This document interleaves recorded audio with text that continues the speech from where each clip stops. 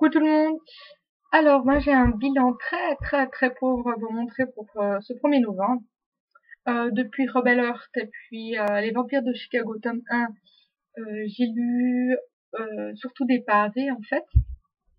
Donc bon, la seule chose que j'ai vraiment réussi, enfin deux choses que j'ai réussi à finir.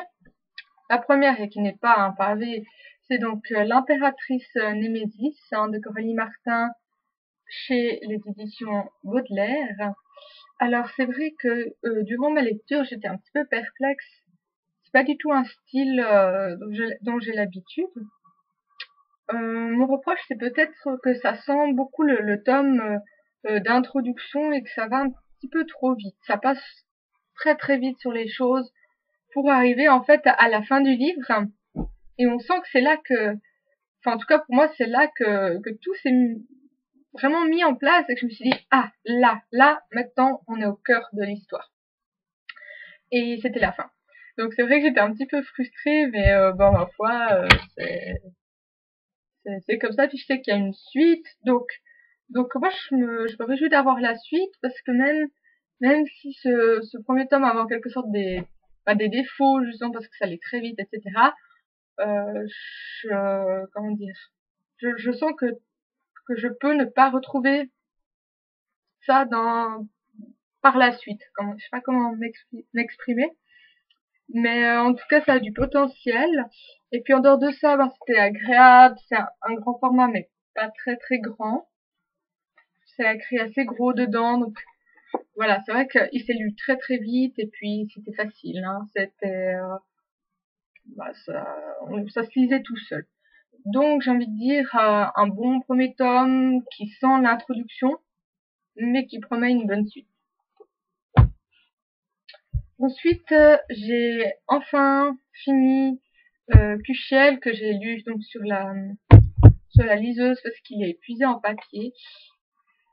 J'espère que ça va bel et bien être réimprimé en janvier l'année prochaine. C'était 895 pages. Après c'est d'autres choses. Ouais, c'est plus le récit. Il finit à la page 895. Donc énorme. J'ai beaucoup aimé donc c'était Kuchiel, hein, le premier tome de Jacqueline Carré, qui est publié chez Bragelonne. Et puis que dire. Alors non, au début j'ai vraiment trouvé mais compliqué, c'était incroyable. C'était vraiment je comprenais rien, je comprenais pas comment la ville était agencée, quelles étaient leurs croyances, finalement comment fonctionnait le monde, mais de A à Z, je comprenais pas. Il y a vraiment aucune introduction, aucune explication, c'est vraiment tout lâché comme ça, on doit suivre. Et ouais, ça c'était vraiment dur. Hein. Heureusement que je lisais avec Petit Elf et puis Corée, parce que sinon le début là, je suis pas sûre que j'aurais réussi à m'en dépêtrer. Mais oui, après alors c'est vrai que ce qui est long, c'est donc la formation de l'héroïne, hein, qui se forme à être, on va dire, courtisane. Et ça c'était intéressant, mais c'est vrai que c'est pas le cœur du livre, quoi. On est toujours dans l'instruction, je sais pas combien de centaines de pages. Il a fallu avant que vraiment il y ait vraiment un élément déclencheur, en fait. C'est comme si c'était une introduction à rallonge. Donc il faut s'effarcir ces pages quand même. il faut tenir.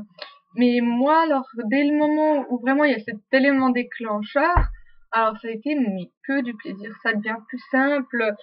L'intrigue est toujours compliquée, mais en même temps, ça se met en place, comment dire, ça devient peut-être de plus en plus mystérieux, mais en même temps, l'héroïne progresse en parallèle, ce qui fait que les choses commencent on commence à comprendre qui, quoi, contre qui, avec qui, enfin bref. Et ça du coup, c'était assez agréable. Et puis, il y avait plus tous ces noms balancés, il y avait beaucoup moins d'informations en même temps, ce qui fait que voilà, moi j'ai vraiment pu les intégrer. Et j'ai adoré. C'était vraiment alors un début plus que difficile. Je pense presque 300 pages, j'ai pas calculé, mais en tout cas 300 pages où voilà, c'était bien, mais voilà, je veux dire, il y avait beaucoup de scènes où, voilà, moi disons que c'était pas vraiment le meilleur moment que j'ai passé avec ce livre. C'était pas trépidant, etc. Mais après, alors, ouais, même si ça retombait parfois, voilà, je veux dire, ça restait 900 pages, ça peut pas être pendant 900 pages comme ça. Donc moi, ça me dérangeait pas quand il y avait des coups de mou. Voilà, c'était quoi, des coups de mou sur un, deux chapitres, c'était rien. Et puis, ouais, donc moi, je continuerai sur la suite. Pardon, c'est juste mes chats qui font des bêtises derrière. Et du coup, ouais, bah, moi, je pense vraiment lire la suite parce que j'ai beaucoup aimé. J'ai aimé l'écriture qui est vraiment excellente, avec les mots justes, ce qu'il faut, comment dire, pour qu'on puisse imaginer le décor et autres, mais pas trop de description, pas trop de lourdeur.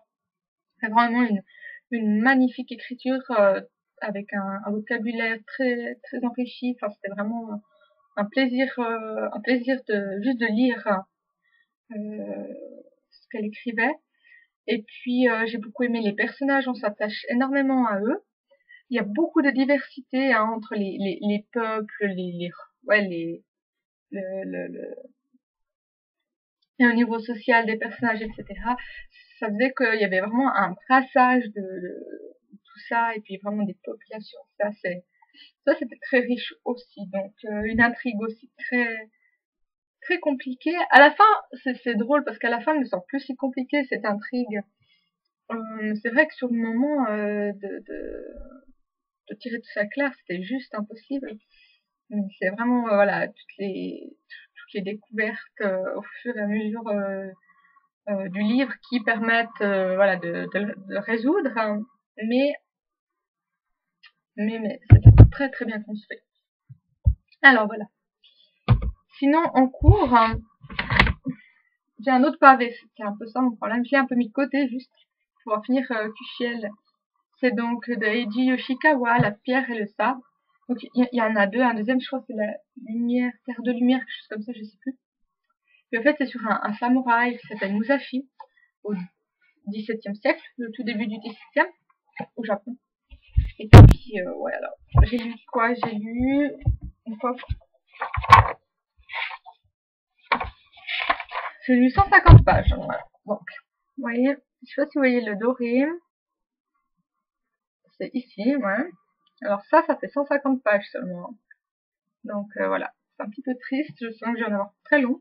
Mais ça se lit tellement facilement, je pensais qu'un grand classique japonais, ça allait être entre les noms, les descriptions, et peut-être un petit côté, on va dire, poétique, très lyrique dans l'écriture, ça allait me perdre en fait. Et non, et c'est vraiment très facile à lire. J'ai été surprise en bien. Et puis ouais, j'ai été directement prise par l'histoire, c'est vraiment moi j'ai beaucoup aimé, en tout cas le début. Puis sinon, j'en suis où? À la page 390, sur à peu près 500, j'arrive. C'est donc des ténèbres. Oui, l'invasion des ténèbres de Salvatore chez Miledi. C'est donc le 9e tome de la légende de Driss, que je lis avec Faline. J'ai beaucoup de retard, ça j'avoue, platement. Mais ouais, j'aurais réussi, je pense, d'ici dimanche, je devrais l'avoir fini. Donc voilà, c'est clair que avec Kushiel qui faisait 900 pages, j'ai pas pu tant lire à côté.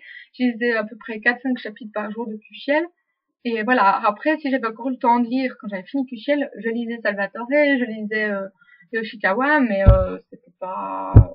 J'avais pas tout le temps.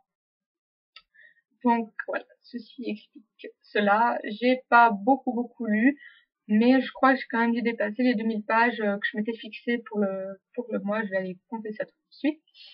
Alors voilà. Donc, mes lectures prochaines, comme vous avez vu, c'est La pierre, le sabre et puis Salvatore. Et puis il faut que je lise Les royaumes de Tobin de Flewelling, quelque chose comme ça. Bon, j'ai lu. Alors voilà. Donc, je vous retrouve. Oui, les chats. Je vous retrouve dans à peu près 2 semaines. Je vous souhaite de très bonnes lectures et déjà pour commencer une très bonne journée. Bye bye.